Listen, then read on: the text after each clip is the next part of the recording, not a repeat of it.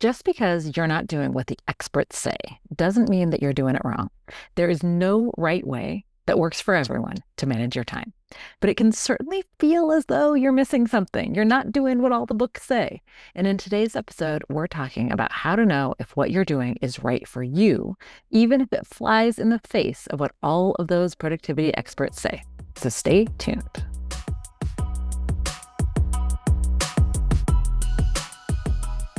Welcome to the Do More, Stress Less podcast. I'm your host, Alexis Hasselberger, a time management and productivity coach. In every episode, I give you actionable, practical tips to help you learn to use your time in a way that feels good to you every day. No more hustling, scrambling, or struggling to keep your head above water. So let's dive in, and soon enough, you'll be doing more and stressing less.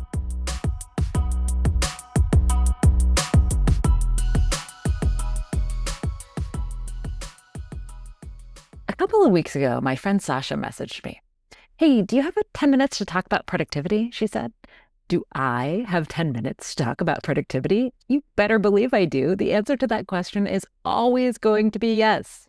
But I digress. Okay, so in any case, Sasha then proceeded to explain her workflow and that she was concerned that she wasn't doing things right. My first question was, is it working for you? Her answer came very swiftly. Yes, she said. And here's the thing, whatever you're doing, if it's working for you, it is not wrong.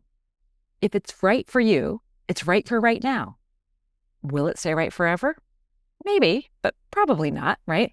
Typically, our systems require a little bit of shifting as our lives change, and there's no universal right way to be productive, right? There isn't even a right way for you forever.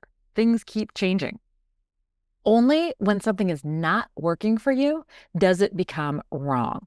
And it's not wrong for everyone. It's not wrong forever. It's just wrong for you right now. Humans are not static beings. You are not a static being. We change, we grow. Sometimes we even regress a little bit, and then we have the big jumps, right? Our circumstances change. You want to know what Sasha was concerned about? What she thought might be wrong? It's that while she was making a plan for what she wanted to do and even taking the time to time block her intentions, she wasn't following those plans exactly. That's what she was worried about.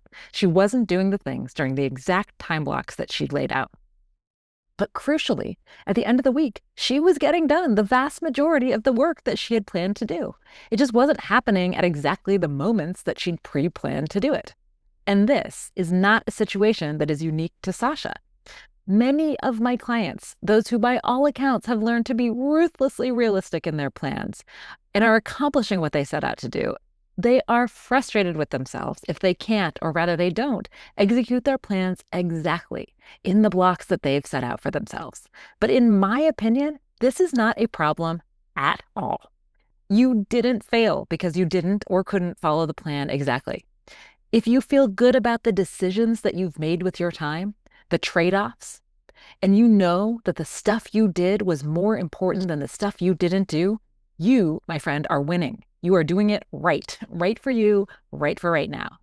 And in fact, if you follow a plan exactly, without accounting for the new information that should, by all accounts, change the plan, well, that doesn't make any sense at all. A plan is a tool to support you, not to imprison you. So what Sasha was doing, I call this concept structured fluidity, and it is a totally valid way to work. And I do it too. Look, do I time block the hell out of my work days?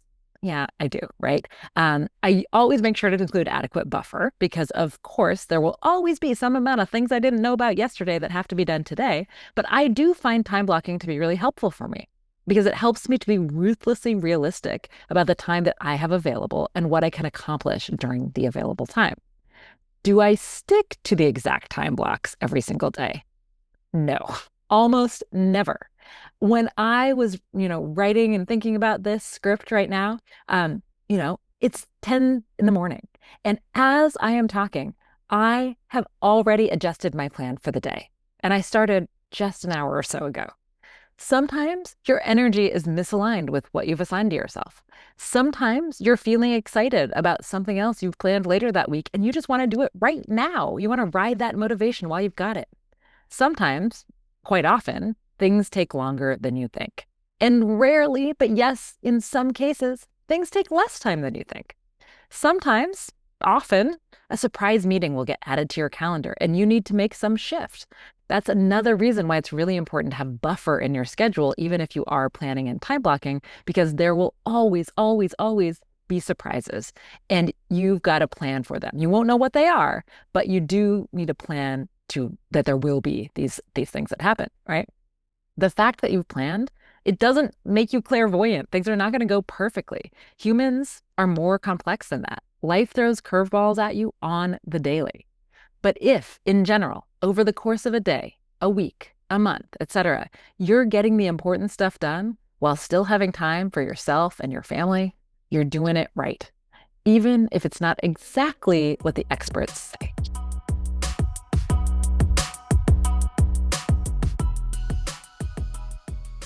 And that's a wrap on today's episode of the Do More, Stress Less podcast. If today's episode resonated with you, share this episode with a friend or two who might appreciate a little more ease in their days. I promise you won't regret doing this 30-second good deed.